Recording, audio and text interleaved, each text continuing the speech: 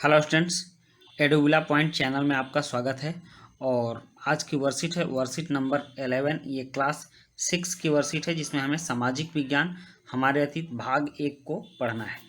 तो आज की जो वर्कशीट है यह इतिहास की वर्कशीट है और इतिहास में हमें आरंभिक मानवों के बारे में, जिसे हम लोग आदि मानव कहते हैं, उसके बारे में जानना है।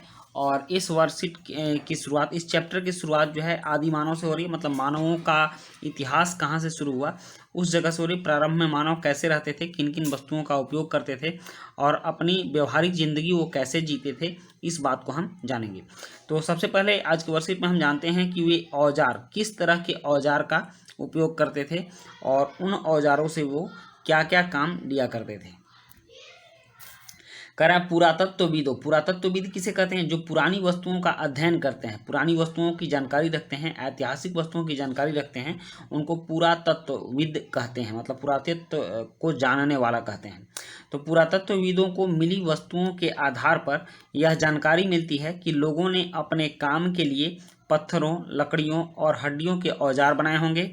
इनका प्रयोग फल फूल काटने, हड्डियों और मांस काटने तथा पेड़ों की छाल और जानवरों की खाल उतारने एवं लकड़ियां काटने के लिए किया जाता था।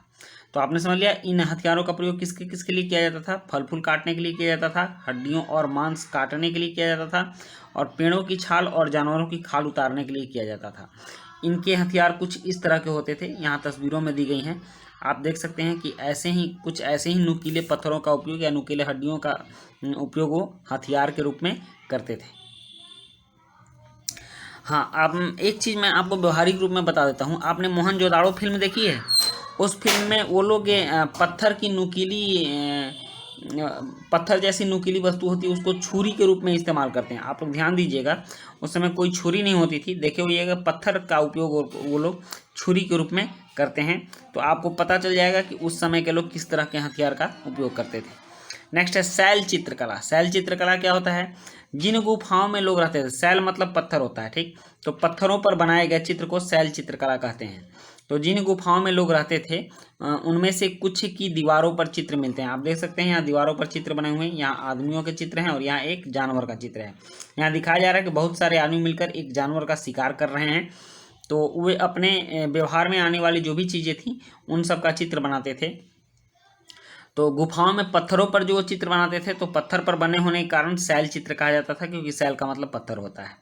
तो जिन गुफाओं में लोग रहते थे उनमें से कुछ की दीवारों पर चित्र मिले हैं।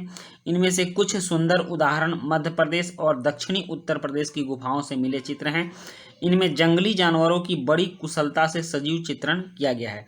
मतलब उत्तर प्रदेश की गुफाओं में, उत्तर प्रदेश के दक्षिण में जो पहाड़ियाँ हैं उनके गुफाओं में, और मध्य प्रदेश में कुछ पहाड़ियाँ उनके गुफाओं में इस तरह के चित्र मिले हैं, जिसमें उन लोगों ने जंगली जानवरों का चित्रण किया है और काफ़ी अच्छा चित्रण उन्होंने किया है। नेक्स्ट देखते हैं अब हम लोग पूरा स्थल। पूरा स्थल किसे कहते हैं? पूरा स्थल मतलब प्राचीन स्थल, आप इसको मान सकते हैं। पूरा स्थल उस स्थान को कहते हैं जहाँ औजार, बर्तन और इमारतों जैसी वस्तुओं के अवशेष मिलते हैं। मतलब पुरानी वस्तुओं के, पुरानी इमारतों के, पुराने औजारों के अवशेष मिलते हैं, उन जगहों को पूरा स्थल कहते हैं। ऐसी वस्तुओं का निर्माण लोगों ने अपने काम के लिए किया था और बाद में वे उन्हें वहीं छोड़ गए।